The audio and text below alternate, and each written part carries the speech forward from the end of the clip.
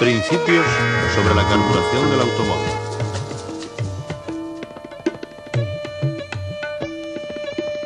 De todos es conocido que los combustibles líquidos son la principal fuente de energía para los motores de explosión, y los más empleados son los hidrocarburos que se obtienen de la refinación del petróleo.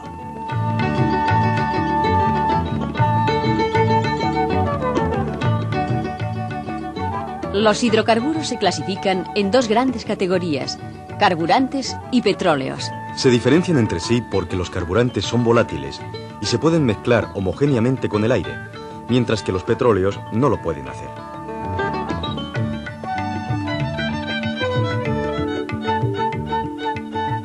La gasolina está incluida entre los carburantes. Los aceites pesados o los medios, el fuel oil y el gasoil, entre los petróleos. Los aviones a reacción utilizan el queroseno como combustible, y este es considerado como un producto intermedio entre los carburantes y los petróleos.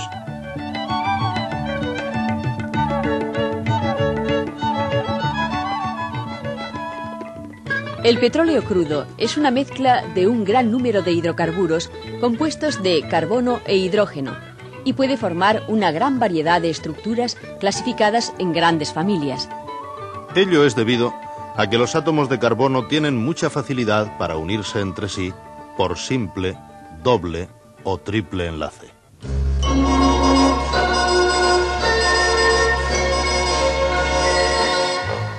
El combustible que mejores condiciones reúne para el funcionamiento de los motores de explosión es la gasolina. Está formada por hidrocarburos de todas las series, pero con pesos moleculares poco elevados. Según sea la proporción de las diversas series, así varían sus propiedades de combustión.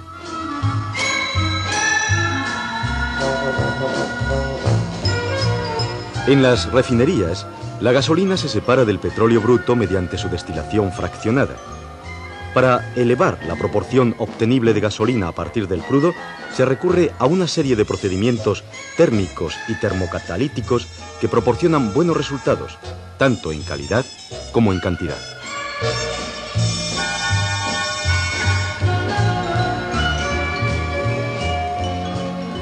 Los más importantes procesos para la obtención de la gasolina son el cracking, la polimerización, la hidrogenación y la alquilación.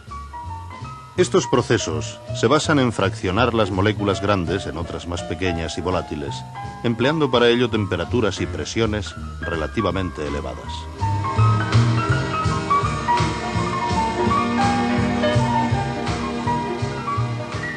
La energía química contenida en la gasolina se libera en forma de calor al quemarse debido a la presencia del oxígeno del aire.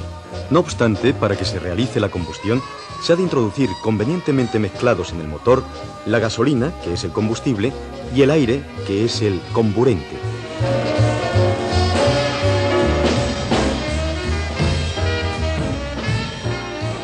En los motores, el fluido operante que alimenta la combustión está formado por gasolina y aire. Como es sabido, el aire atmosférico se compone de una mezcla del 77% de nitrógeno y del 23% de oxígeno. En la combustión, el oxígeno reacciona enérgicamente con los componentes de la gasolina, carbono e hidrógeno, combinándose con ellos, mientras que el nitrógeno permanece inactivo y no se combina.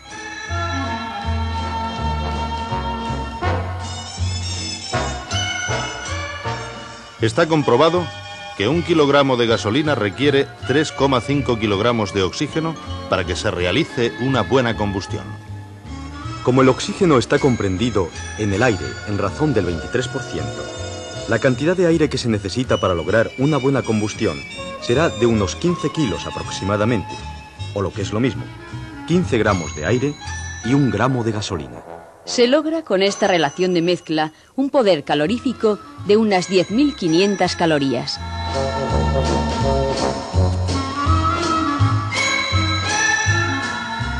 En los motores, se tiene que lograr una perfecta dosificación de la mezcla para conseguir una combustión total.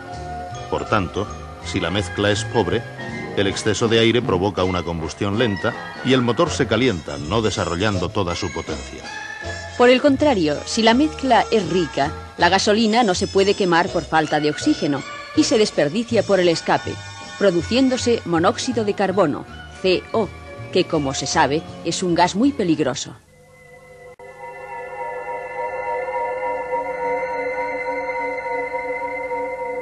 Todo esto ha resultado bastante fácil porque son cosas que conocíamos.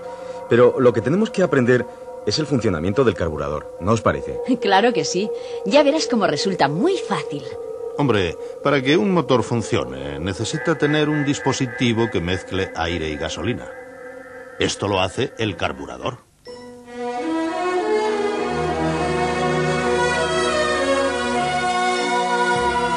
Además, la mezcla de aire y gasolina que el carburador suministre al motor deberá estar perfectamente dosificada. La proporción adecuada es de 1 a 15 en peso, o sea, 1 gramo de gasolina y 15 gramos de aire.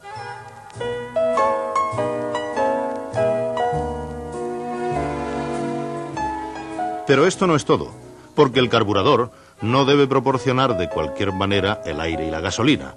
Lo hará de forma homogénea. La mezcla que atraviesa el carburador deberá ir perfectamente pulverizada y repartida por toda la vena de aire.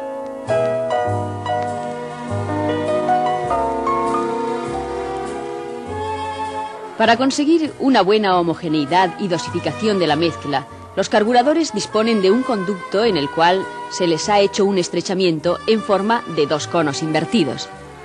Este estrechamiento se conoce con el nombre de difusor o venturi y hace que al aspirar los cilindros el aire, este aumente de velocidad al pasar por la zona estrechada. No tan rápido. Explícame por qué aumenta de velocidad un fluido cuando pasa por una zona estrecha.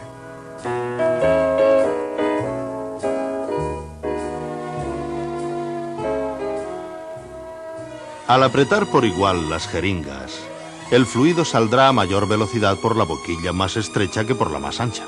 Por este motivo, tanto si las jeringas están aspirando como impulsando, cuando se disminuye el diámetro, lógicamente, la velocidad del fluido en la zona estrecha aumentará.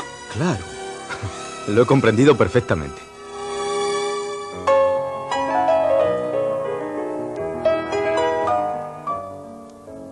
Bueno, ya se sabe que al disminuir el diámetro, aumenta de velocidad el fluido. Pero yo he oído hablar mucho sobre la depresión en los carburadores. ¿Qué es eso? La depresión va ligada a la velocidad. Todos sabemos que un coche que circula a mayor velocidad que otro crea un vacío más grande. Este vacío se conoce con el nombre de depresión.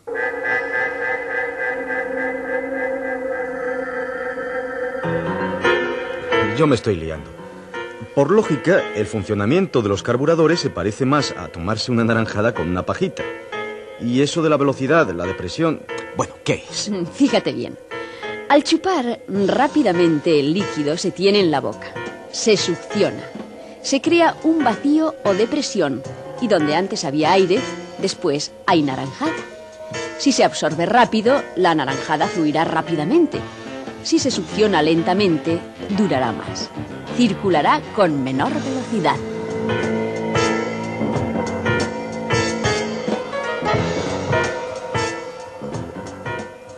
Muy bien. Pero en el caso de los carburadores hay 2 conductos. El del difusor, con un diámetro A en forma de 2 conos invertidos, y otro, el diámetro B, que es por donde sale la gasolina. Pero lo que yo no veo es cómo sale la gasolina para formar la mezcla.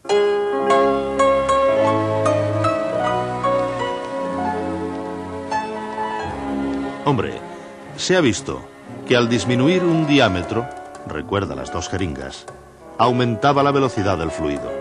Por otro lado, al aumentar la velocidad, aumenta la depresión. Lógicamente, en la figura de la derecha se crea una mayor depresión por llevar el aire a mayor velocidad. Por tanto, esta depresión será capaz de chupar la gasolina del recipiente. ¡Qué lío!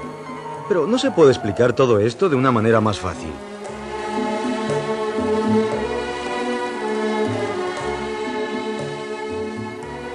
Claro que sí. Recordando lo de la naranjada, observarás que en los aparatos matamoscas sucede algo similar. Al empujar el émbolo, el aire sale a una cierta velocidad por el agujero A.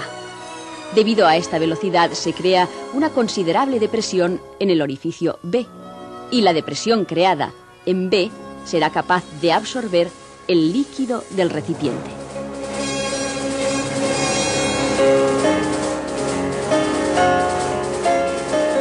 No me líes, no me líes. Los aparatos matamoscas tienen unos agujeros pequeñitos para que salga el líquido pulverizado. Pero los carburadores tienen uno grande y otro pequeño. Hombre, en los carburadores, tanto el diámetro del difusor A como el diámetro B guardan una relación entre sí para que salga una mezcla adecuada de aire y gasolina. Se tiene que conseguir una dosificación de 1 gramo de gasolina y 15 gramos de aire.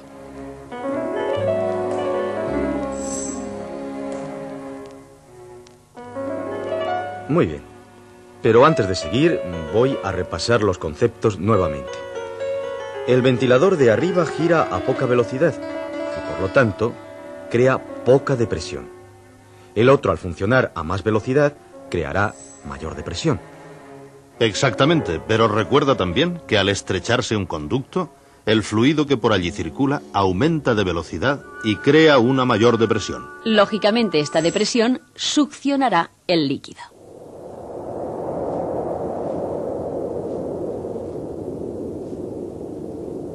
Ya lo comprendo perfectamente. Cuando circula el aire a una cierta velocidad por un conducto, puede succionar líquido. Pero si el conducto se estrecha más, el aire aumenta de velocidad, se crea una mayor depresión y saldrá más líquido succionado. ¿Cierto? Y además observa que en la parte más estrecha del difusor es donde se conecta la salida del líquido.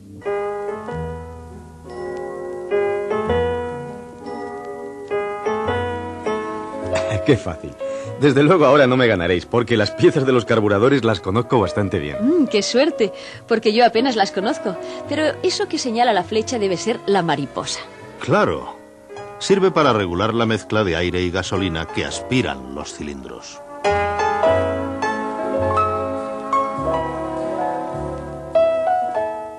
Empecemos a describir el carburador elemental.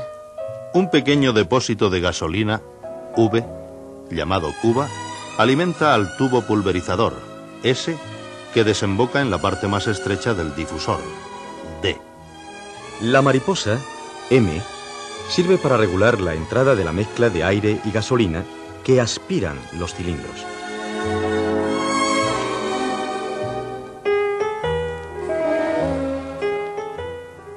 Al pasar el aire a gran velocidad por el difusor, se crea una fuerte depresión en el mismo.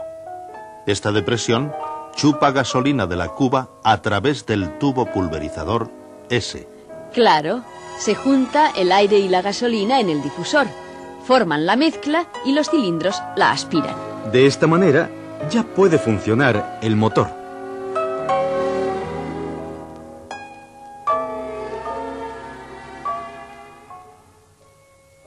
En la figura de la izquierda observaréis que este sistema tan elemental tiene un inconveniente, porque la cuba llegaría a vaciarse. Para evitar que esto suceda, se controla la entrada de gasolina mediante un flotador, F, que cerrará y abrirá el paso de la misma, según suba o baje su nivel.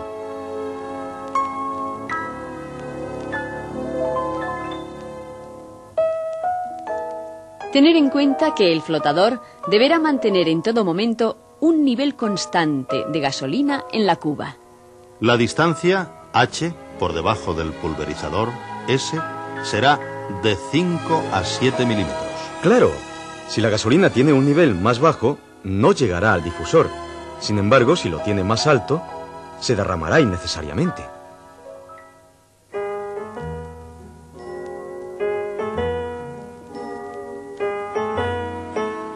Pero, ¿a qué no os dabais cuenta de esto? A ver, ¿qué es?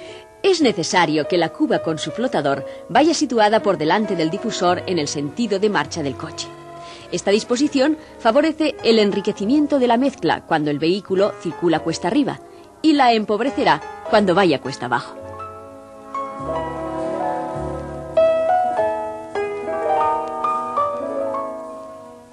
Uy. Me parece que os estáis liando. Si la cuba va delante del difusor, es verdad que se enriquece la mezcla en las cuestas arriba, consiguiéndose para el motor un poco más de potencia, mientras que en las cuestas abajo sucederá lo contrario y se ahorrará gasolina. Pero los carburadores ya tienen un dispositivo para empobrecer la mezcla. No lo estamos olvidando.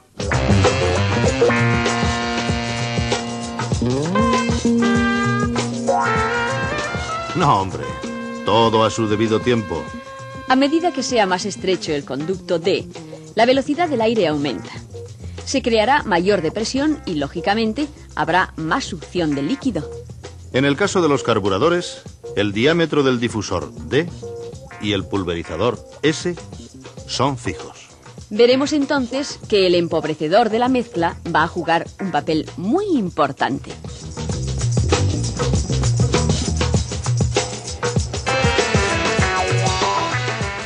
Recordemos, los diámetros A y B son fijos para cada carburador.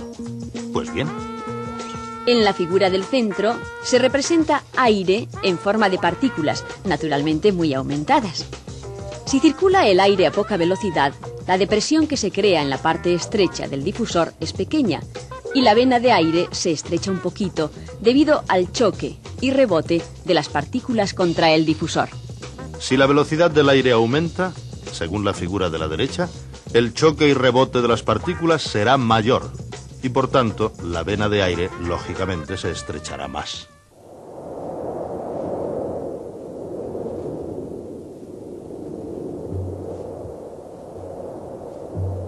Entonces, si los cilindros aspiran poco, la velocidad del aire en el difusor será pequeña, la depresión será escasa y succionará poca gasolina. Cierto, pero si aspira mucho, la velocidad del aire aumentará, se creará una fuerte depresión y saldrá mucha gasolina. Claro, a muchas revoluciones habrá un enriquecimiento de la mezcla.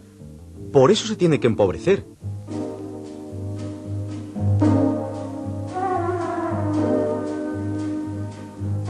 Para conseguir en todo momento una correcta dosificación de la mezcla, los carburadores modernos han adoptado un sistema corrector de freno de aire señalado con la flecha en la figura de la izquierda. A la derecha se representa el corrector de freno de aire E, que introduce aire en el poceto a través del taladro. Muy bien, pero el aire y gasolina que llega al difusor no llega bien mezclado. Tienes razón.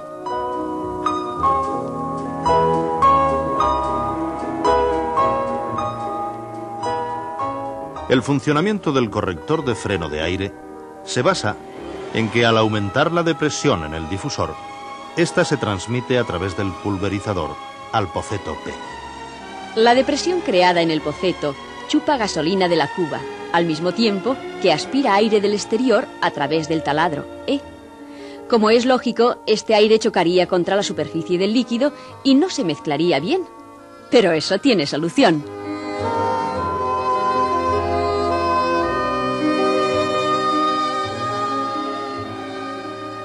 Para evitar que el aire choque contra la superficie del líquido, tal como sucedería en la figura superior de la izquierda, se pone un tubo emulsionador provisto de unos agujeros para que estos repartan el aire dentro del poceto.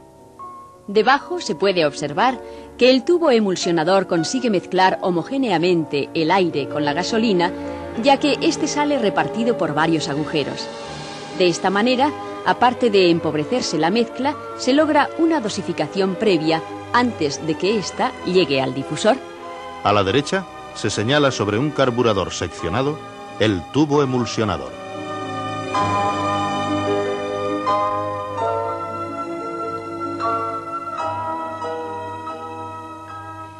Este sistema empobrecedor de mezcla, además de conseguir una buena emulsión de aire y gasolina dentro del poceto, regula automáticamente la dosificación, ya que al aumentar la depresión en el difusor por exigencias del motor, la llegada de la gasolina al poceto proveniente de la cuba se verá frenada proporcionalmente por la entrada del aire a través del taladro E. De esta manera, se consigue en todo momento una mezcla adecuada para cada régimen de revoluciones. De eso nada. La cantidad de mezcla se regula con un surtidor calibrado.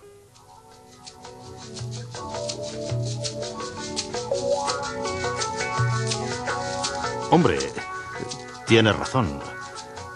Con el tubo emulsionador, solo se consigue que se mezcle el aire y la gasolina homogéneamente dentro del poceto, formándose una mezcla previa.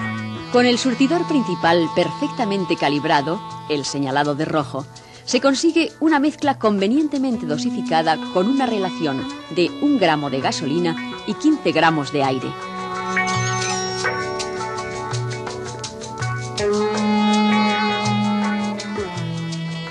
Si se quiere obtener una variación rápida del régimen de revoluciones del motor, se le pone al carburador un segundo difusor o centrador de mezcla C. Como sabemos, al tener menor diámetro, aunque la mariposa no esté completamente abierta, se creará suficiente depresión para succionar la gasolina. Este dispositivo también hace que salga centrada la mezcla, evitando así que roce contra las paredes del difusor. En la figura de la derecha se puede apreciar sobre un carburador la situación del centrador.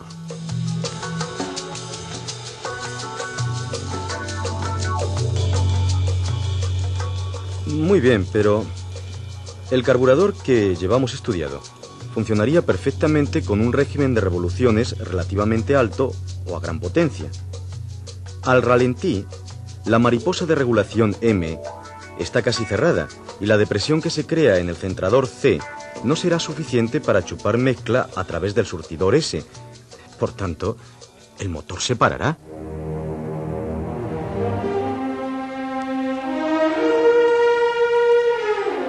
Para evitar que el motor se pare al ralentí o en bajas revoluciones, se pone un circuito de mínima M con freno de aire en derivación A. Como es lógico, este circuito se conecta en la zona inferior de la mariposa para que alimente de mezcla los cilindros. El freno de aire en derivación A, además de introducir el aire en la gasolina, interrumpirá el efecto de sifón que se formaría. Claro, al estar más baja la salida M que la cuba, no pararía de fluir mezcla.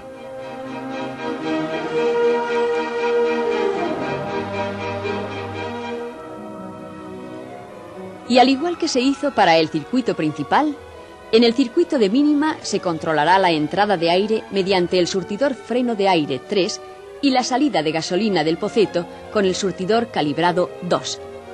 Ambos surtidores proporcionarán al motor una mezcla convenientemente dosificada cuando funcione al ralentí o en bajas revoluciones. No os olvidéis de que esta dosificación se completa con el aire que entra a través de la mariposa.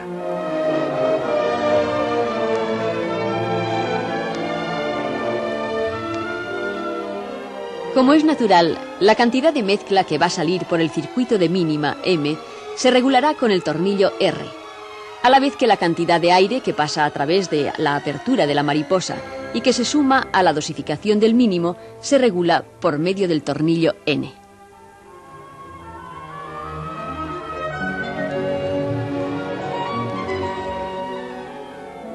Todo eso que se ha dicho está muy bien, pero os olvidáis de los taladros de progresión.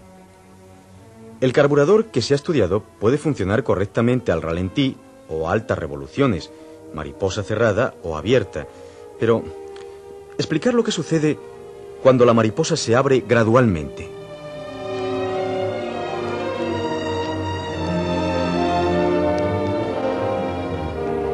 Al pasar la mariposa por una posición intermedia, el motor fallaría porque la depresión existente debajo de ella es menor, ya que entra aire del exterior. Sin embargo, la velocidad del aire en el centrador no sería capaz de crear una depresión superior para hacer salir la gasolina. Si permaneciera la mariposa un cierto tiempo en esta posición, el motor llegaría a pararse. Para evitar este inconveniente, se pone uno o varios taladros de progresión G, la cual adiciona mezcla en esta posición intermedia.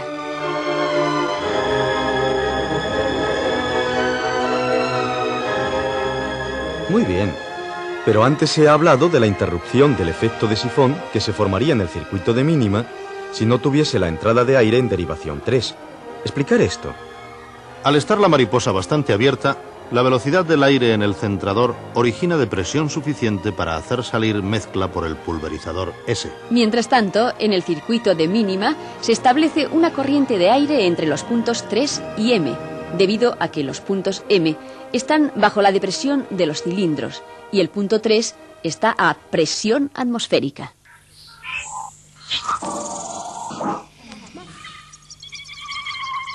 Uy, uy, uy, uy, uy.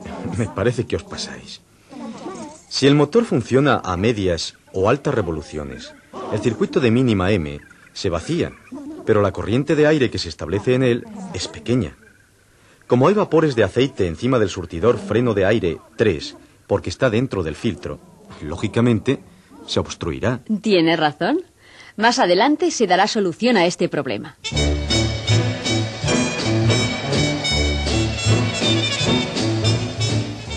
Si el carburador tiene obstruido el freno de aire 3, al funcionar el motor al ralentí saldrá un exceso de gasolina por el circuito de mínima por no realizarse la mezcla previa de aire y gasolina, ya que en este caso solo entraría un poco de aire a través del taladro de progresión.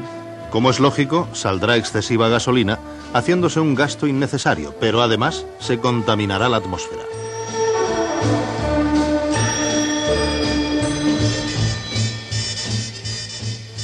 Me parece que el carburador que llevamos estudiado, aunque tenga limpio el surtidor freno de aire 3, no funcionará bien. Cierto. Si se hace una rápida y fuerte aceleración, se crea una gran depresión en el poceto P. Esta depresión toma la gasolina más fácilmente del conducto V que a través del surtidor principal 1. El conducto V se vaciará. Saldrá un exceso de gasolina por el circuito principal y se contaminará la atmósfera. Olvidáis lo más importante.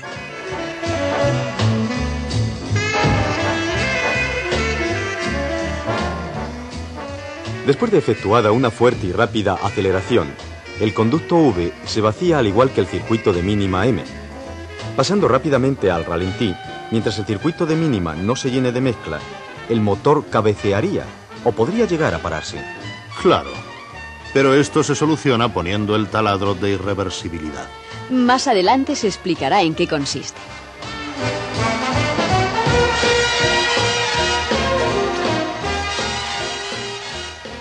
Me parece que deberíamos dar un descanso. De acuerdo. Debe repasarse el circuito de mínima que se señala con la flecha en la figura de la izquierda y los efectos que suceden al tener un circuito tan elemental, figura de la derecha. Hombre, y los principios de la carburación. Aquello de disminuyendo un diámetro aumenta la velocidad. Aumentando la velocidad se crea una mayor depresión. En fin, ¿te acuerdas, verdad?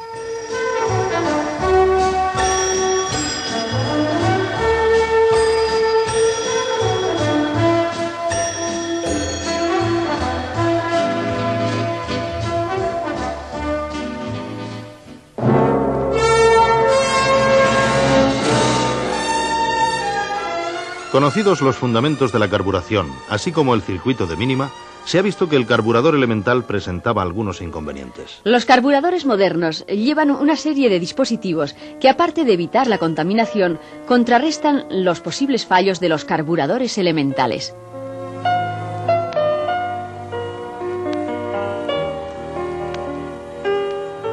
Los dispositivos que se añaden al carburador elemental para mejorar su funcionamiento y eliminar la contaminación son: taladro de irreversibilidad 7, boquilla calibrada del mínimo 8 y, en algunos modelos, circuito de mínimo en derivación 9. Empecemos a estudiar el taladro de irreversibilidad señalado con la flecha en la figura de la derecha.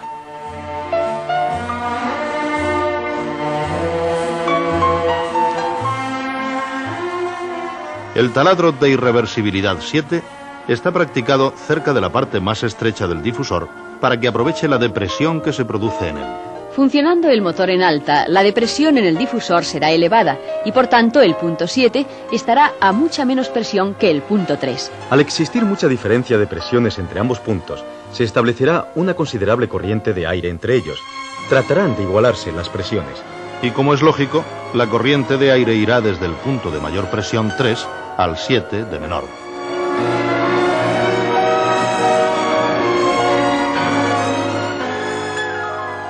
No tan rápido. La corriente de aire que se establece entre el punto 3 y el taladro de irreversibilidad 7 crea también una gran succión sobre el punto 2, manteniendo un nivel constante de gasolina en ese punto. ¿Cierto? Además, en una fuerte aceleración puede salir algo de gasolina por 7, ya que la depresión creada por los cilindros es muy grande. Pero este exceso de gasolina no afectará al normal funcionamiento del motor. Claro, de esta manera se limpiará constantemente el freno de aire 3 y también el taladro de irreversibilidad 7.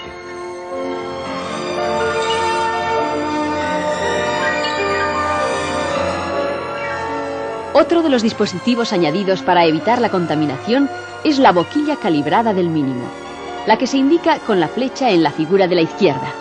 A la derecha se puede apreciar el circuito de mínima y la boquilla calibrada del mínimo 8, que se encargará de dosificar al ralentí la cantidad adecuada de mezcla previamente emulsionada. Hombre, te olvidabas decir que la mezcla que saldrá por 8 se emulsiona con el aire que entra por 3, por 7 y por 6.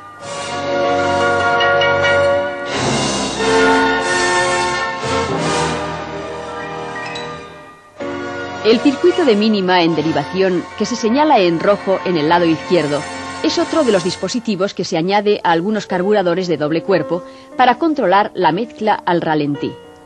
Este circuito regula la entrada de aire cuando el motor funciona a pocas revoluciones, pero también adiciona un poco de mezcla que toma del circuito de mínima M cuando el motor funciona al ralentí. Te olvidas de una cosa muy importante.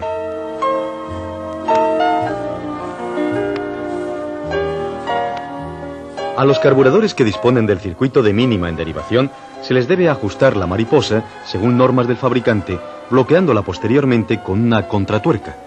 El motivo que obliga a fijar la apertura inicial de la mariposa se debe a que la distancia X comprendida entre el borde de la mariposa y el taladro de progresión G es muy pequeña. Como es lógico, una deficiente regulación dejaría el taladro de progresión al descubierto y saldría mezcla innecesaria por él, obteniéndose además un exceso de gasolina al ralentí.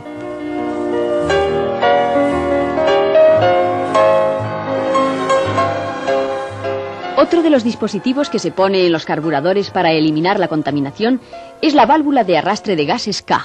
Sirve para eliminar los gases producidos en el interior del bloque motor, haciendo que estos se quemen nuevamente.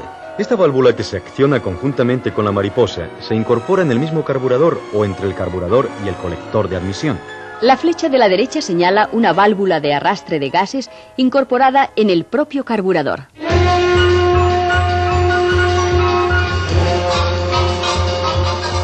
Ya se han estudiado los dispositivos que eliminan la contaminación. Taladro de irreversibilidad, boquilla calibrada del mínimo, circuito de mínimo en derivación y válvula de arrastre de gases, pero ¿no se va a hablar del circuito de sobrealimentación? Hombre, todo a su debido tiempo.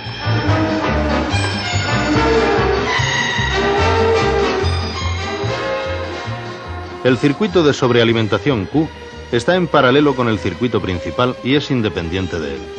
Este circuito toma la gasolina directamente de la cuba por su parte inferior, el aire que emulsionará la mezcla por la superior. Como es lógico, el circuito de sobrealimentación solo funcionará a un régimen muy elevado de revoluciones. Claro, cuando exista mucha depresión en el centrador, y así se consigue el máximo rendimiento del motor con un consumo mínimo de carburante.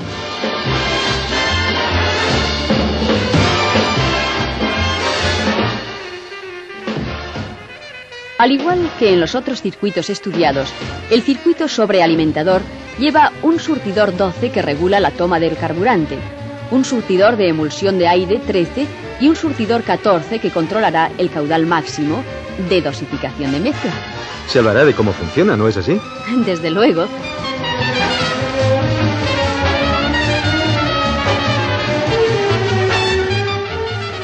El funcionamiento del circuito de sobrealimentación se basa en que al producirse suficiente depresión en el centrador C, esta depresión se transmite a través del conducto sobrealimentador 9 hasta la cuba. Saldrá gasolina de la cuba para mezclarse con el aire que entra por el surtidor 13 y se tendrá una dosificación de aire y gasolina en el conducto sobrealimentador para conseguir la máxima potencia del motor.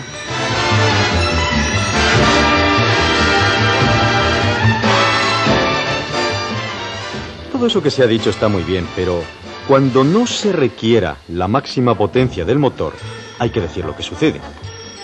La depresión en el centrador Q no será suficiente para arrastrar mezcla a través del circuito sobrealimentador. Se formará una corriente de aire entre los puntos Q y 13, ya que en Q hay depresión y en 13 se tiene la presión atmosférica y no saldrá mezcla por el circuito sobrealimentador. ¿Cierto? Habrá un ahorro de combustible cuando el motor no funcione a plena potencia.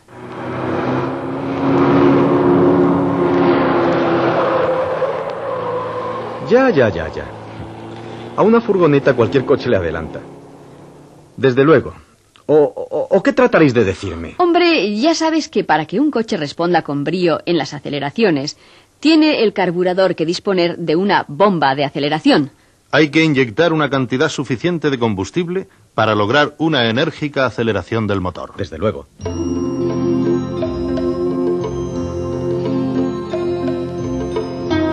La bomba de aceleración de membrana se compone de los siguientes elementos. Válvula de impulsión I, válvula de aspiración Z, membrana de inyección 15, palanca de accionamiento 16, muelle de retroceso 17, surtidor de descarga 18, surtidor de inyección 19, muelle de accionamiento 20 y leva de mando L solidaria con el eje de la mariposa.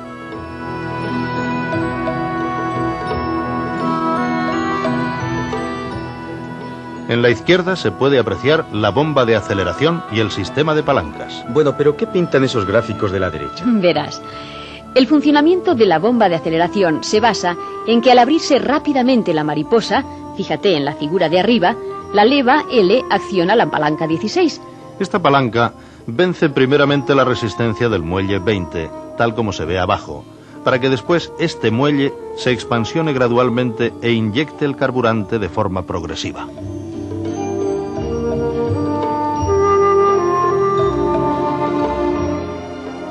Me parece que antes os liasteis un poco, porque sencillamente habría que decir: al accionarse la palanca, se comprime el muelle 20, pero como es lógico, este muelle se tendrá que expandir.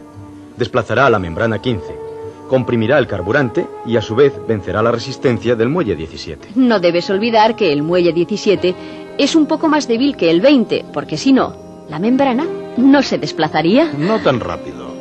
Aún falta decir cómo se inyecta la gasolina.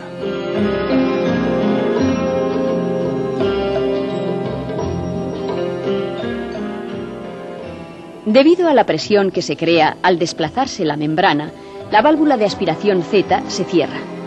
Una parte del carburante vuelve a la cuba a través del surtidor de descarga 18 y la presión creada en el carburante será capaz de abrir la válvula de impulsión I, saliendo inyectada la gasolina por el surtidor 19. Claro, con este aumento de carburante se hará que el motor responda con brío en las aceleraciones, pero si se acciona a la palanca lentamente, no se inyecta combustible.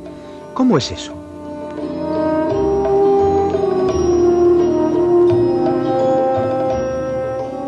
Si en vez de abrir la mariposa rápidamente, ésta se va abriendo de una manera lenta y progresiva, el carburante pasa totalmente a la cuba a través del surtidor de descarga 18.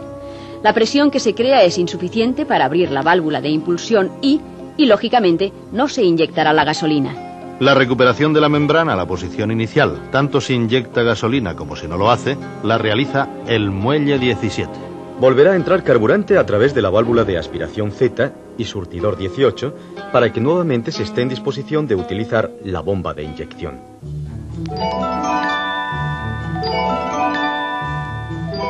Para que arranque bien el coche en tiempo frío o con bajas temperaturas, existen bastantes dificultades. Depresión muy débil en el difusor por girar el motor a muy bajas revoluciones.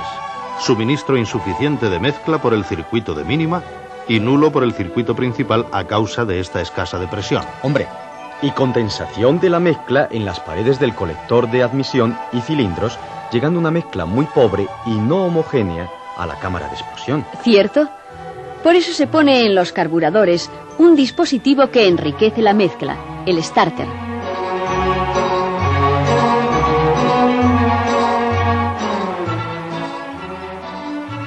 El starter enriquecerá la mezcla lo suficiente para que se favorezca el arranque del motor en frío, cuando éste gire a pocas revoluciones. El dispositivo starter más utilizado en la actualidad consta de una mariposa excéntrica, Y, situada encima de los difusores.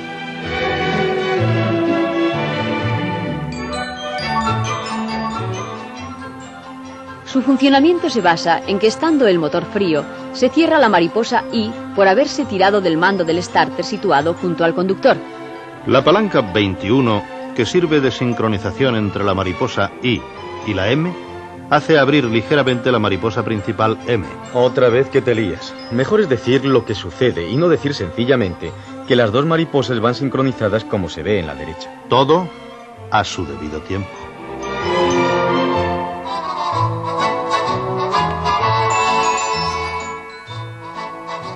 Al girar el motor de arranque para poner en marcha el coche, la depresión creada debajo de la mariposa principal se transmite hasta la del starter.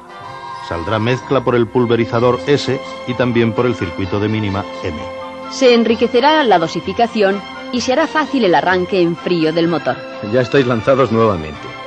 La mariposa del starter tiene un muelle para dejar pasar el aire del exterior. Si no fuera así, al girar rápido el motor habría mucha depresión y se formaría una mezcla excesivamente rica.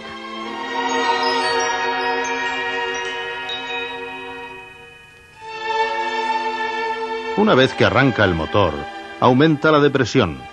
Habrá una mayor aspiración de los cilindros y se tendrá una dosificación excesivamente rica. Para corregir este exceso de gasolina, el sistema de palancas del starter lleva un muelle calibrado 22.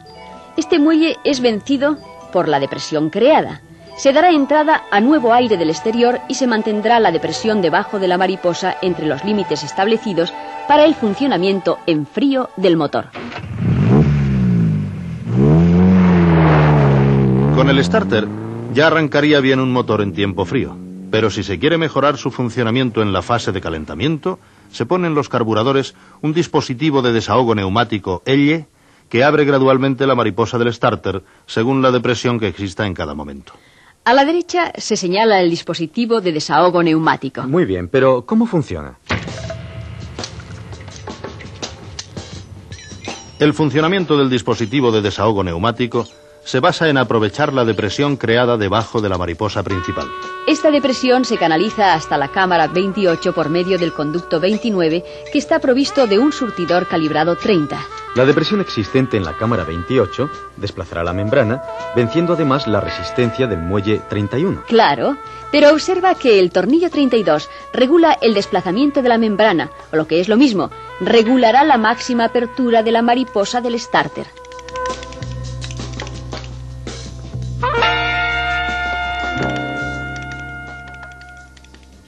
¿Qué pretendéis decir al enseñar esos dos coches? Dadas las características constructivas de algunos motores y para conseguir su máxima elasticidad, así como un correcto funcionamiento a cualquier régimen de revoluciones, se adoptan varios carburadores. Hombre, lo ideal sería poner un carburador en cada cilindro. El llenado de mezcla se realizaría de una forma directa. Abreviar las cosas. Pretendéis explicar el carburador de doble cuerpo, ¿no es así? Cierto. Cuando dos carburadores están fundidos en una misma pieza, se les denomina de doble cuerpo. Estos carburadores, además de ser sencillos y seguros al accionamiento de los mandos, consiguen un buen llenado de los cilindros y una distribución uniforme de la mezcla. Muy bien, pero ¿cómo funcionan?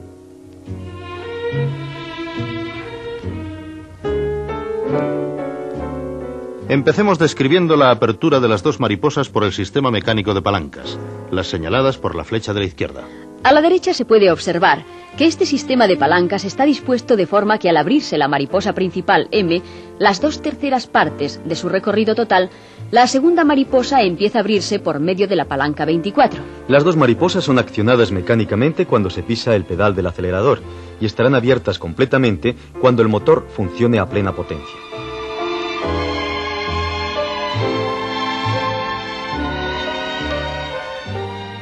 Antes se ha explicado la apertura de la segunda mariposa por medio del sistema mecánico de palancas, pero también se abre la segunda mariposa por medio de depresión, con la ayuda del pulmón que señala la flecha. Tienes razón.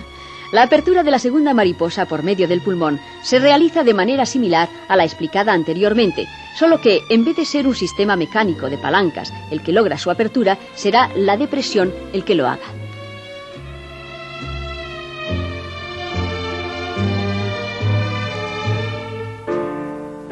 Al abrirse la mariposa principal, las 2/3 partes, la de la derecha, queda liberada la de la izquierda, la segunda.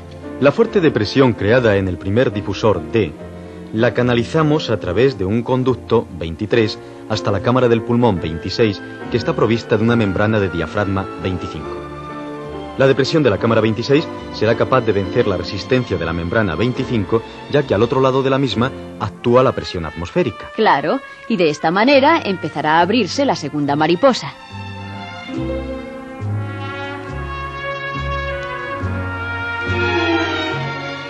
Cuando se abre mucho la mariposa M del primer cuerpo, la de la derecha, la depresión que se crea en el difusor D, ayudada por la depresión del segundo difusor, hará que se abra más la segunda mariposa. La apertura de la segunda mariposa, la de la izquierda, será mayor o menor según las depresiones existentes en cada momento. Muy bien, me parece que hemos terminado de explicar todos los conceptos sobre la carburación del automóvil. No, hombre, aún falta relacionar el consumo de un motor con la potencia y los reglajes de los carburadores. Los consumos mínimos de los motores se realizan cuando funcionan a una tercera parte de su potencia máxima o velocidad máxima del coche. En este punto, cuando el consumo es mínimo, la dosificación es la correcta: 1 gramo de gasolina y 15 gramos de aire. Si la dosificación la enriquecemos, se aumenta muy poco la potencia y el consumo de combustible se hace excesivo. Y al contrario, si se empobrece la dosificación, se baja demasiado la potencia y el ahorro de combustible no es considerable.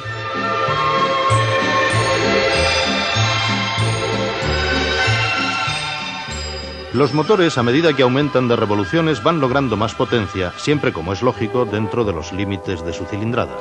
Observa la curva de arriba desde la derecha hacia la izquierda. Ya veo. Aumenta la potencia a medida que crecen las revoluciones. Muy bien, pero relaciona la curva de arriba y la de abajo. Cuando el motor se pasa de vueltas, además de decrecer su potencia, el consumo en gramos caballo-hora es mayor.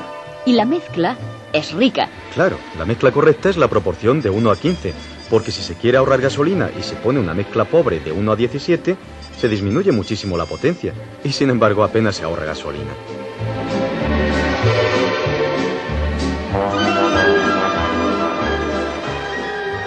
Como es lógico, a pocas revoluciones se tendrá escasa potencia, mientras que a muchas se tendrá más potencia. También sucede que a partir de unas ciertas revoluciones, fuera de vueltas, el motor, en vez de aumentar su potencia, la disminuye. Fíjate que si hay una mezcla rica, o sea, 1 gramo de gasolina y 12 gramos de aire, la potencia se aumenta muy poco y sin embargo se consume más gasolina. Desde luego, lo ideal es conseguir una dosificación de 1 a 15. Veamos entonces los reglajes de los carburadores.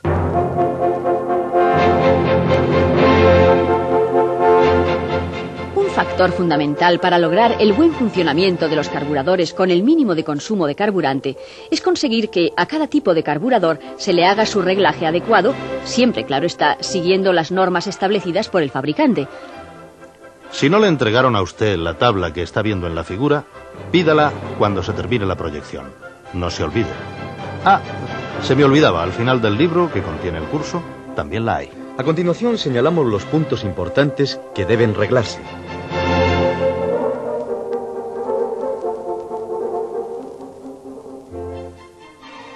La distancia o cota A del flotador se debe controlar con una galga, de modo que el flotador oprima ligeramente por su propio peso la bola de la válvula, pero sin desplazarla.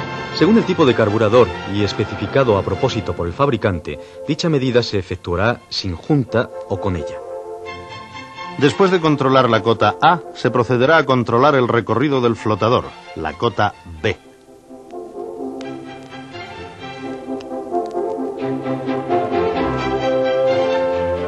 La regulación del arranque en frío debe efectuarse tirando a fondo del mando del starter.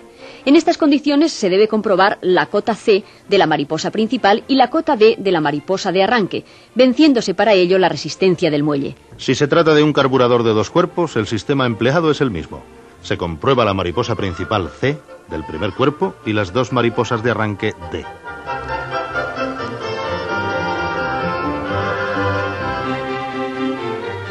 En los carburadores de 2 cuerpos se debe controlar la apertura inicial de la segunda mariposa E, poniéndola primeramente a tope con el tornillo de regulación correspondiente.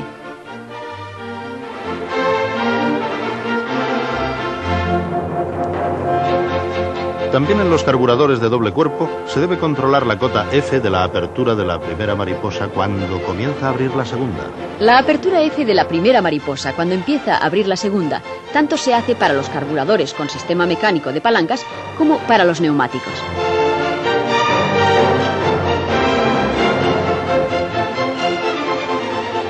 En los carburadores con sistema de apertura neumática para la segunda mariposa se deberá controlar la cota G o distancia entre el platillo de la membrana y el cuerpo del pulmón. Téngase presente que para comprobar esta medida, las dos mariposas principales deberán estar cerradas o en posición de reposo.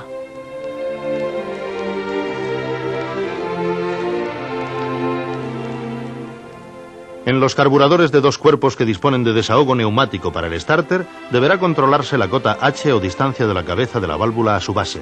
Esta medida se efectuará con la mariposa principal cerrada y girando además la palanca de la mariposa unos 12 grados. Como es lógico, al girar los 12 grados, la válvula de desahogo se deberá cerrar.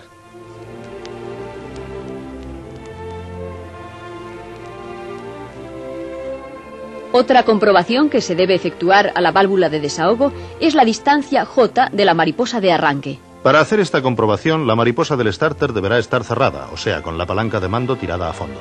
Posteriormente, se baja la válvula de desahogo hasta hacer tope con el tornillo correspondiente y se mide la cota J. Me parece que con este reglaje se ha terminado todo el estudio sobre los carburadores. ¿Cierto? Pero veamos lo que puede suceder si no se cuidan los reglajes o se desconoce el funcionamiento de los carburadores. En los motores de combustión interna, la secuencia de una combustión normal sigue los siguientes pasos. Salta la chispa cuando el pistón está cerca del punto muerto superior. Empieza la combustión. Continúa la propagación de la combustión y combustión total de la mezcla al llegar el pistón justamente al punto muerto superior. En este momento se realiza el ciclo de trabajo del motor.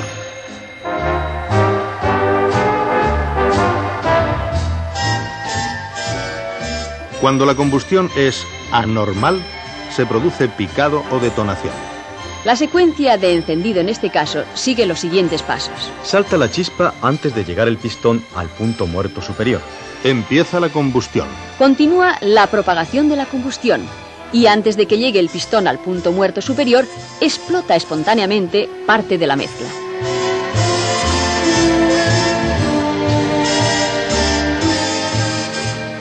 La creación de altas presiones en la cámara de combustión debido a la detonación puede producir daños considerables en los pistones, llegando a perforarlos, romper su falda o bien rotura de la porcelana de las bujías. Las causas de la detonación se deben generalmente a carburación con mezcla pobre, Gasolina con bajo índice de octano, encendido demasiado adelantado, aumento de la relación de compresión,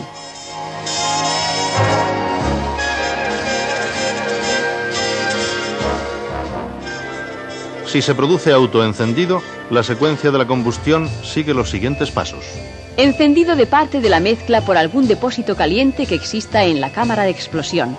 salta la chispa de encendido, Se llega a la explosión de toda la mezcla mucho antes de que el pistón llegue al punto muerto superior.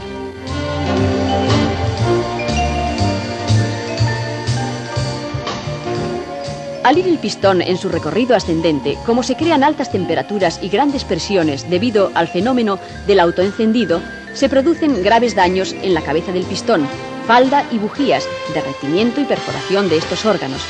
Las causas principales del autoencendido suelen ser depósito incandescente en la cámara de combustión, detonación, Bujías demasiado calientes. encendido cruzado, fenómeno de inducción en los cables de las bujías,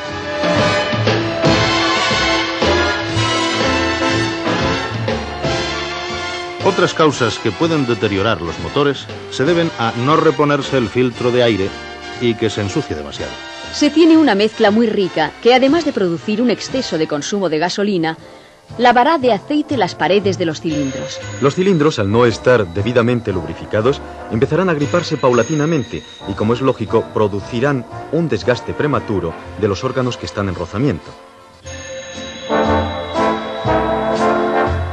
Si no se dispone de filtro de aire y además se circula con el coche por caminos polvorientos, las partículas de polvo se cuelan a los cilindros a través del carburador.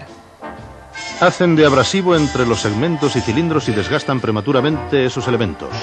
Ya me habéis asustado. ¿Por qué no os dejáis de perforaciones, desgastes, roturas? En fin, Y terminamos el programa haciendo un reglaje del mínimo de un carburador que disponga de circuito de mínima en derivación. ¡Estupendo!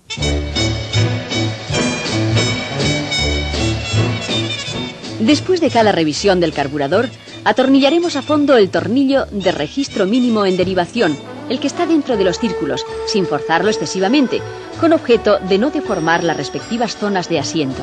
A continuación se arranca el motor hasta que alcance la temperatura normal de funcionamiento, que para la mayoría de los motores está comprendida entre los 82 y 87 grados centígrados.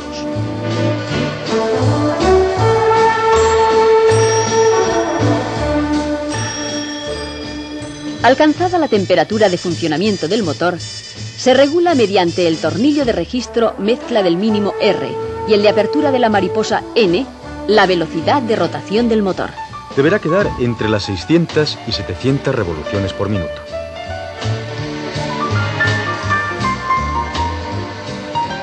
Alcanzadas las 600 o 700 revoluciones por minuto, se procede a bloquear el tornillo de apertura de la mariposa mediante la contratuerca de que disponen los carburadores. Este tornillo no se debe accionar en posteriores regulaciones, porque se corre el riesgo de descubrir parcialmente el taladro de progresión, ya que la distancia X desde el borde de la mariposa al taladro de progresión es muy pequeña. Claro, si queda descubierto el taladro de progresión, se falsea la regulación del mínimo.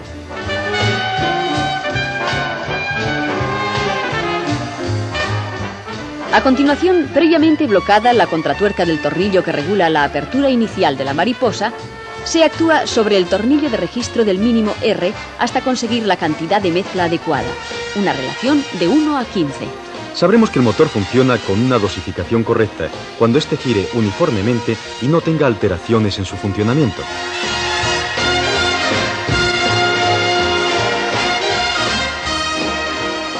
Finalmente, y conseguida la uniformidad de las revoluciones del motor, se procede a actuar sobre el tornillo del mínimo en derivación. Se establecerá el régimen de giro apropiado del motor.